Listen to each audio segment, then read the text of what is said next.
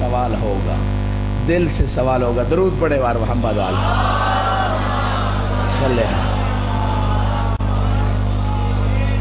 تو میں عرض کر رہا تھا مولا صفین میں آسمان کی طرف دیکھ رہے ہیں۔ صاحب نے عرض کی مولا آپ کیا بار بار دیکھتے ہیں؟ کہا میں زوال کا وقت دیکھ رہا ہوں کہ زوال ہو تو ہم نماز پڑھیں۔ صحابی کہتا مولا ہم تو جنگ میں ہیں، اب نماز پڑھ لیں گے، پہلے جنگ تو نپٹا لیں۔ کیا میسج دیا علی نے؟ عزاداری بہت بڑی عبادت ہے۔ کچھ لوگ کہتے ہیں پہلے عزاداری کر لیں نماز دیکھی جائے گی۔ حسین نے تیروں کی بارش میں کربلا میں نماز جماعت قائم کر کے بتایا کہ جو حسینی ہوگا، جو میرے مقصد کو پہچانتا اور جانتا ہوگا، وہ چاہے سڑک پہ جلوس میں جا رہا ہو، نماز کا وقت ہوگا تو نماز پڑھے گا۔ علی نے بھی یہی بتایا اور فرمایا تو کہتا ہے پہلے جنگ کر لیں پھر نماز پڑھیں گے، یہ جنگ میں نماز ہی کے لیے تو لڑ رہا ہوں۔ ایک درود پڑھیے گا بار محمد علیہ سلامت رہے۔ والعصر ان الانسان لفی خسر، عصر کی قسم انسان گھاٹے میں ہے، لیکن یہ کریم اللہ ہے، انسان کو پریشان نہیں رکھنا چاہتا۔ وہ کوئی سالوشن دے رہا ہے کہ گھاٹے سے بچنا ہے تو پہلی کوالٹی یہ ہونی چاہیے کہ آپ مومن ہو۔ پہلی خوبی مومن ہونا چاہیے، اور دوسری خوبی عمل صالح نیک عمل کو انجام دے، اور تیسری کوالٹی وتواصوا بالحق، خسارے سے بچنا چاہتے ہو تو ایک دوسرے کو حق کی وصیت کرتے رہنا۔ وتواصوا بالصبر، خسارے سے بچنا چاہتے ہو چاہے دنیا کا خسارہ ہے یا آخرت کا، پھر ایک دوسرے کو صبر کی وصیت کرتے رہنا۔ درود پڑھے بار محمد علیہ محمد۔ تو پہلی خصوصیت ایمان ہے۔ آئیے مولا علی سے پوچھتے ہیں، درود پڑھے امام کی ذات پہ، اللہم صلی علی محمد، کہ ایمان کی ڈیفینیشن کیا امام نے فرمائی؟ فرماتے ہیں الایمان اقرار باللسان، ایمان زبان سے اقرار ہے، وتصدیق بالقلب، دل میں تصدیق بھی ہونا چاہیے، وعمل بالجوارح، اعضاء و جوارح سے عمل کرنا بھی ایمان کا حصہ ہے۔ کچھ لوگ کہتے ہیں ٹھیک ہے ہم زبان سے لا الہ الا اللہ کہہ دیا، زبان سے محمد رسول اللہ کہہ دیا، زبان سے علی ولی اللہ کہہ دیا تو یہ کافی ہے۔ اگر یہ کافی ہوتا تو آپ کا مولا نہ کہتا کہ ایمان کے حصوں میں عمل بھی داخل ہے، اور قرآن بھی نہ کہتا الا الذین آمنوا وعملوا الصالحات، عمل صالح کرو گے ایمان کے بعد تب لاس سے بچو گے۔ اور اگلی دو باتیں بھی اسی خسارے سے بچنے کے لیے، درود پڑھے بار محمد علیہ۔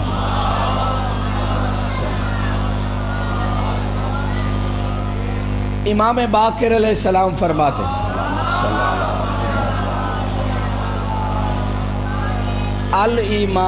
الایمان اقرار باللسان وعمل بالجوارح، کہ ایمان زبان سے اقرار ہے اور اعضاء و جوارح سے عمل کا نام ایمان ہے۔ جتنا ایمان مضبوط اتنا عمل مضبوط، جتنا ایمان خالص اتنا عمل خالص۔ اور فرماتے ہیں پانچویں امام والاسلام اقرار باللسان بلا عمل بالجوارح، اسلام کیا ہے؟ اقرار تو ہے عمل کوئی نہیں ہے۔ درود پڑھے بار محمد وآل محمد صلی محمد وآل۔ ماشاءاللہ مجمع بہت زیادہ، مل کے درود پڑھے بار محمد صلی اللہ۔ جب بات ایمان کی ہے خسارے سے بچنے کے لیے، بچوں سے سوال کر رہا ہوں، سب سے پہلی چیز جو اصول دین میں ہے جس پہ ایمان لانا واجب ہے وہ کیا ہے؟ کچھ تو بولیں بچے، جو چھوٹے بچے یہاں یقیناً مسجد آغا صاحب قاضمی صاحب نے بنائی تو مولوی صاحب درس بھی دیتے ہوں گے، کیونکہ اس جزاکم اللہ اصول دین میں تقلید نہیں ہے، اصول دین میں ہر بندے کے پاس کیا ہونا چاہیے؟ دلیل ہونا چاہیے۔ گھبرا تو نہیں گئے؟ پھر ایک درود پڑھ دے بار محمد صلی اللہ علیہ۔ ہر عقیدہ پہ، توحید پہ دلیل، نبوت پہ دلیل، امامت پہ دلیل، قیامت پہ دلیل، کیونکہ آخری وقت میں شیطان آتا ہے انسان کے پاس، جس کے پاس پروف نہ ہو، عقیدے میں دلیل نہ ہو، اسے جلدی سے گمراہ کر کے اس کا خاتمہ بالنفاق اور بالکفر کر دیتا ہے۔ یہ خطرناک مرحلہ ہے۔ لہذا کاظمی صاحب سے ریکویسٹ کروں گا کہ اگر یہاں بچوں کے لیے کوئی درس عقائد نہیں ہوتا تو ہونا چاہیے، پر ویک ہو جائے، کوئی شارٹ کورس ہو جائے، ڈیلی بیسز پہ سیکنڈ ٹائم بچے اسکول کالج سے آ جاتے، آدھا گھنٹہ کلاس ہو، مل کے ایک درود پڑھیں بار محمد صلی اللہ محمد۔ تو پہلی چیز ایمان میں کیا؟ توحید۔ توحید کی قسمیں ہیں۔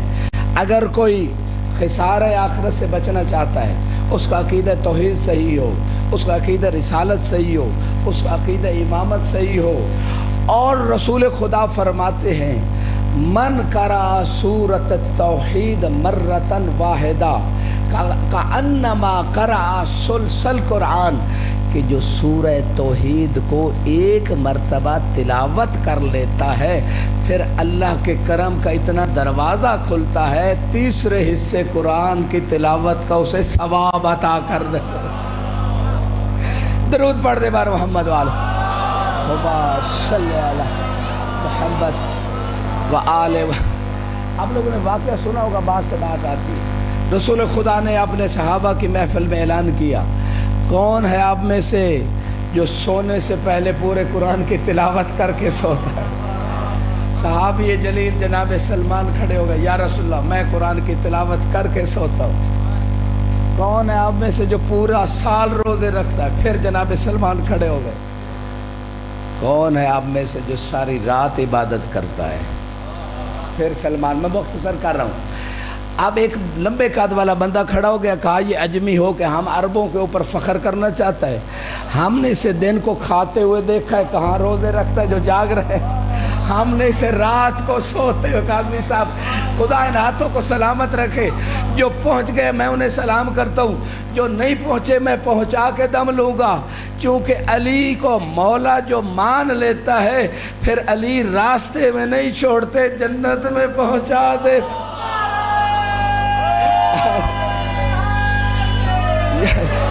یا علی سلامت رہے۔ ہم نے اسے دیکھا، دن کو کھانا کھاتا ہے، رات کو سوتا ہے، کیسے پورے قرآن کی تلاوت کرتا ہے۔ اللہ کے رسول نے فرمایا سلمان تو ہی بتا کیسے یہ کرتا ہے؟ یا رسول اللہ آپ کی زبان مبارک سے ہم نے سنا تھا کہ اگر کوئی بندہ جو ہے 3 مرتبہ سورہ توحید کی تلاوت کر لے پورے قرآن کا ثواب۔ سلامت رہے۔ مل کے ایک درود پڑھے بار محمد اللہم صلی اللہ۔ اور میں نے سنا تھا کہ اگر 10 دنوں میں 1 دن روزہ رکھ لیا جائے، 3 روزے مہینے میں پورے مہینے کا ثواب ملتا ہے۔ اور میں نے آپ سے سنا تھا اگر کوئی بندہ وضو کر کے سو جائے ساری رات فرشتے عبادت لکھتے رہتے ہیں۔ درود پڑھیے گا بار محمد صلی۔ بات جو سلمان فارسی کے ایمان تک پہنچنا چاہتا ہے اس کے لیے اگلی بات عرض کر رہا ہوں۔ اللہ کے رسول فرماتے ہیں جس نے 1 مرتبہ سورہ توحید پڑھی، گویا تیسرا حصے قرآن کی تلاوت کی، من قرأ مرتين کأنہ قرأ ثلثی القرآن، 2 حصہ قرآن کی تلاوت کی، من قرأ سورہ توحید 3 مرات، جس نے 3 مرتبہ سورہ توحید کی تلاوت کی، کأنہ اکمل القرآن، پورے قرآن کی تلاوت اس نے کی۔ پھر فرمایا مجمع صحابہ کا ہے، پتہ نہیں اللہ اور رسول کو علی کے فضائل اتنے پسند ہیں کہ جب بھی موقع ملتا ہے علی کے فضائل کو بیان کرتے ہیں۔ پھر فرمایا یا علی انت مثل سورۃ التوحید فی القرآن، تیری مثال بھی سورہ توحید کی طرح ہے۔ من احبک فی قلبہ فقد اخذ ثلث الایمان، جو فقط دل میں علی سے محبت رکھ لے تیسرا حصہ ایمان اس نے حاصل کر لیا۔ حیدری جزاکم اللہ. جس نے علی سے فقط دل میں محبت رکھ لی، ایمان کا تیسرا حصہ لے لیا. وَمَنْ أَحَبَّكَ. اب دیکھنا اگلی حدیث کے حصے پہ کون عمل کرتا ہے. میں دو حصے پیش کر رہا ہوں، دیکھنا ابھی عمل ہو سکتا ہے. کون عمل کرتا ہے؟ کون رسول کا تمغہ فوراً لیتا ہے؟ رسول نے فقط یہ نشان حیدر جیسا تمغہ فوج کو ملا، بڑے بڑے تمغے علی کو ملے. لا سیفا الا ذوالفقار، لا فتح الا علی، برز الایمان کل الی الکفر، کل ضربت علی فی یوم الخندق افضل من عبادت ثقلین، غداً لأوتین الرایا رجلا کرار غیر فرار. یہ سارے تمغے علی کو ملتے رہے. علی کے چاہنے والوں کو بھی حبیب خدا نے ایک بہت بڑا تمغہ دیا. فرمایا اے علی، جو آپ سے فقط دل میں محبت رکھے اس نے ایمان کا تیسرا حصہ لے لیا. وَمَنْ أَحَبَّكَ بِقَلْبِهِ وَبِلِسَانِهِ. فقط دل میں محبت چھپا کے بیٹھا نہ رہے، اس لسان اللہ کے صدقے میں اللہ نے جو زبان دی ہے، علی سے محبت کا جو اظہار بھی کرے، فقط اخذ ثلث الایمان، اس نے 2 حصے ایمان لے لیا.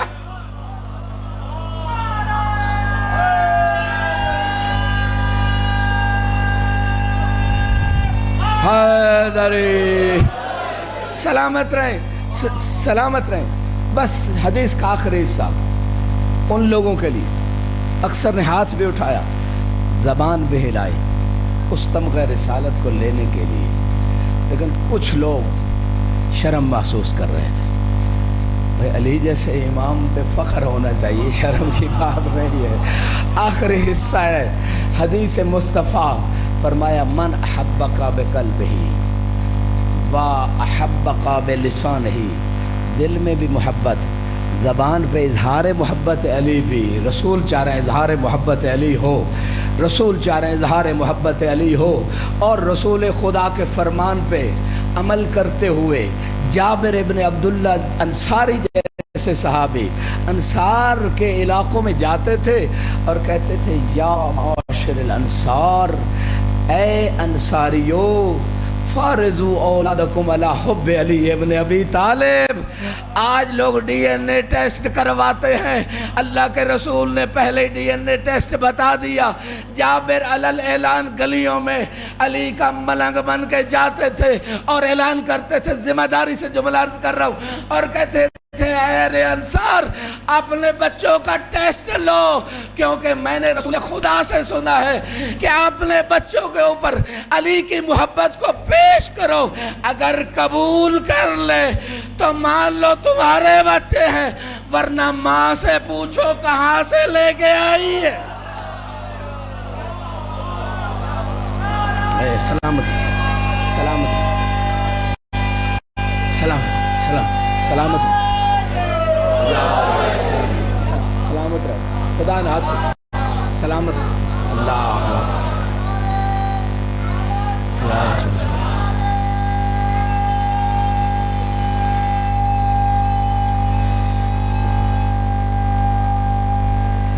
حیدری سلامت رہے، سلامت رہے. آپ نے حدیث پہ عمل کر لیا، کیونکہ رسول خدا فرماتے ہیں جس نے علی سے دل میں محبت کی اسے 1/3 ملے گا ایمان کا تیسرا حصہ. جس نے زبان پہ بھی اظہار کیا اس کے پاس 2 حصے ایمان کے آ گئے.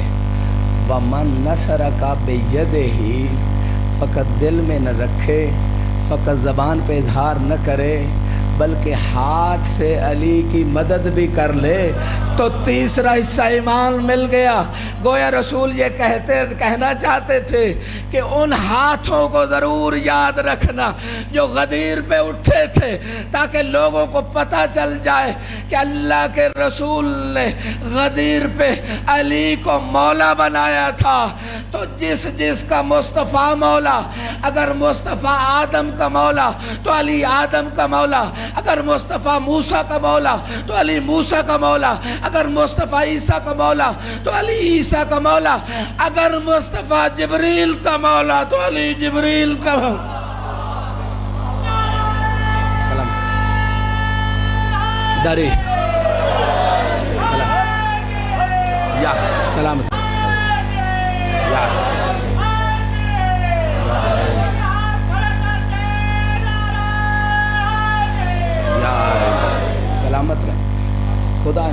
सलामत। ईमान कामिल होने के लिए जो मुस्तफ़ा ने नुस्खा दिया, आपने उस पर अमल कर लिया। दिल में भी मोहब्बत, ज़बान पे भी इजहार, और हाथों से भी अली की उस विलायत के ऐलान की नुसरत, तो ईमान मुकम्मल हुआ। बस ईमान के साथ फिर अमल की ज़रूरत। कुछ लोग कहते हैं कि भाई ये कैसे हो सकता है कि अली जिब्रील का मौला, पूरी थोड़ी चाहूँगा, ये कैसे हो सकता है कि अली जिब्रील का मौला। हम कोई बात अपनी तरफ से नहीं करते, वही कहते हैं जो हमें मुस्तफ़ा ने बताया। किताब का नाम असरारुल अलविया है। उसमें एक रिवायत है कि जिब्रील रसूल खुदा की खिदमत में हाज़िर थे, दहिया कल्बी की शक्ल में, क्योंकि फ़रिश्ते मुख्तलिफ़ शक्लों में आ सकते हैं। दहिया कल्बी की शक्ल में अक्सर जिब्रील आते थे वही लेके। तो रसूल खुदा की खिदमत में हाज़िर हैं, इतने में अली आए, जिब्रील एहतराम के लिए खड़े हो गए। जो जानना चाहते हैं, जो थक नहीं गए कि अली कैसे जिब्रील के मौला। मैं पूरा अब वाक़या अर्ज़ करने जा रहा हूँ। तो यहाँ पे जिब्रील जब खड़े हो गए, मुस्तफ़ा को पता तो था कि जिब्रील क्यों खड़े हुए, लेकिन हबीब खुदा को अली के फ़ज़ाइल इतने महबूब थे कि जिब्रील की ज़बान से सुनना चाहते थे कि जिब्रील अली के फ़ज़ाइल सुनाए। और मजलिस के लिए ज़्यादा बंदों की ज़रूरत नहीं है।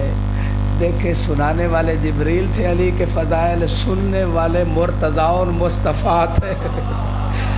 दो बंदों की मजलिस, जिब्रील ज़ाकिर है फ़ज़ाइल अली का, सुनने वाले मुस्तफ़ा और मुर्तज़ा है। अल्लाह के हबीब ने पूछा, जिब्रील तू खड़ा क्यों हो गया? जिब्रील ने बस एक जुमला कहा, उस्ताद जो आ गए हैं। सलामत रहे, खुदा इन हाथों को सलामत रखे, खुदा इन हाथों को सलामत रखे जो अली की नुसरत में हाथ उठते हैं, जो ज़बान इस दुनिया में अली की नुसरत में बोलती है। फिर मौत के वक्त कब्र में, हशर में इन ज़बानों को बोलने की ज़रूरत नहीं होगी, अली उसके लिए बोलेंगे। हैदरी, सलामत रहे। मैं जो भी जुमला कहता हूँ, मेरे पीछे एक हदीस या आयत होती, बाज़ औक़ात बात से बात निकल आती है। मैं ऐसे नहीं कहता, ज़िम्मेदारी से इस मेंबर पे कह रहा हूँ। और किसी को कोई सवाल हो, वो काज़ी साहब के ज़रिए सवाल भेज दे, जवाब हवाला देना मेरा काम है।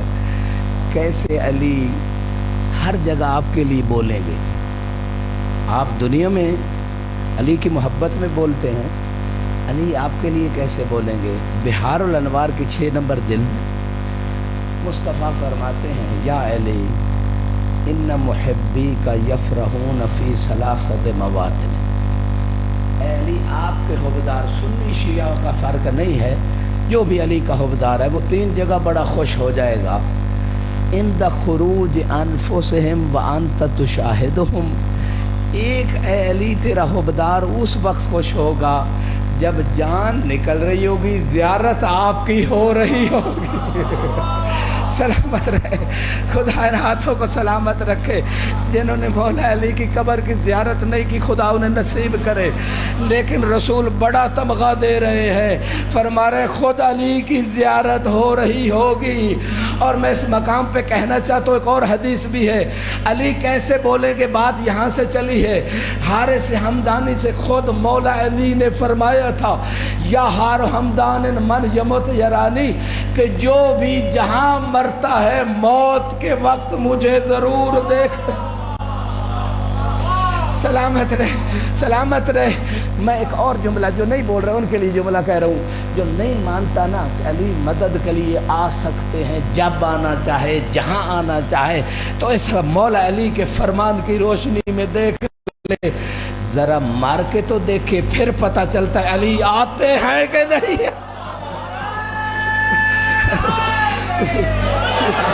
सलामत रहे, सलामत रहे। फिर पता चलेगा कि अली आते हैं या नहीं आते। लिहाजा रसूल खुदा फरमा रहे हैं, या अली तेरा हुबदार उस वक्त खुश हो जाएगा जब मौत का वक्त होगा, ज़ियारत आपकी हो रही होगी। مولا فرماتا ہے حارث ہمدانی جو بھی مرتا ہے موت کے وقت مجھے ضرور دیکھتا ہے۔ اور اسی حدیث کو دیکھتے ہوئے نجف کے ایک آیت اللہ کاشف الغطا نے، اب وہ مدرسہ حرم کی باؤنڈری میں 11 سال رہا، اس کے سٹڈی روم میں ایک وہ شعر لکھا ہوا تھا رباعی عربی میں۔ ملتان اہل ثقافت شعراء کا شہر ہے، تو جن کو ذوق ہے شعر کا، عربی میں اس آیت اللہ نے شعر لکھا۔ حارث ہمدانی کی حدیث کو سامنے رکھتے ہوئے جس کا ایمان تازہ ہو بس وہی بولے، فرتیں قول الذی یمحم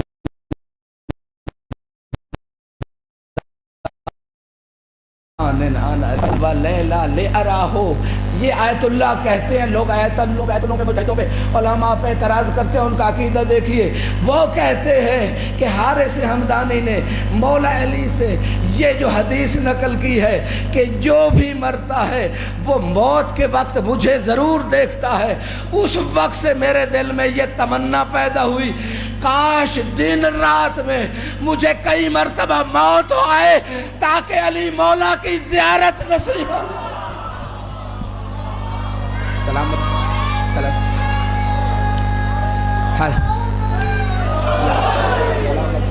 سلامت رکھ، خدا ان ہاتھوں کو سلامت رکھ۔ تو میں عرض کر رہا تھا کہ جو علی کی محبت میں یہاں بولتا ہے پھر آگے اسے بولنے کی ضرورت نہیں ہے، علی اس کے لیے بولیں گے۔ بہار الانوار کی 6 نمبر جلد میں رسول خدا فرماتے ہیں یا علی دوسرا مقام کون سا ہے؟ جب آپ کے حکمدار خوش ہوں گے، تھک تو نہیں گئے، بس جلدی ختم کرنے جا رہا ہوں۔ آپ کے حکمدار دوسرا مقام کون سا ہے؟ جب خوش ہو جائیں گے، پچھلوں سے خصوصاً پچھلے برادران جو باہر بیٹھے ہیں خصوصی توجہ چاہوں گا، سب نے پارٹیسپیٹ کیا، اب آپ کی باری ہے تاکہ فرشتوں سے لکھوا لیں۔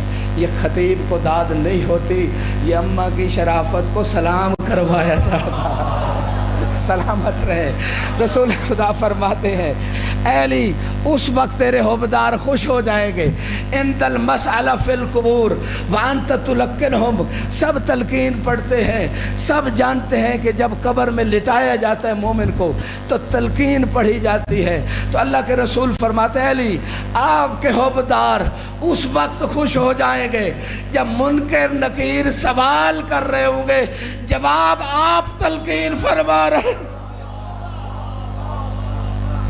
سلامت رہے۔ شاید اسی حدیث کو دیکھتے ہوئے جیسے اس آیت اللہ نے رباعی لکھی، اسی حدیث کے حصے کو دیکھتے ہوئے محسن نقوی شہید نے وہ جملہ کہا جو ایمان کی تازگی لینے آئے، ان کے لیے جملہ کہہ رہا ہوں، محسن میری لحد میں وہ منظر عجیب تھا جب میں نے خود علی سے کہا یا علی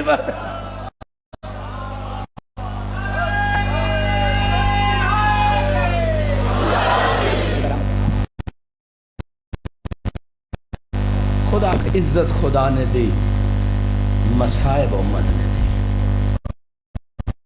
تھوڑی دیر آف کر دیں کیونکہ ہمیں اس زہرا کو گزرنا ہے جسے امت نے قبر میں بھی چین سے نہیں رکھی تھی۔ اجرکم اللہ۔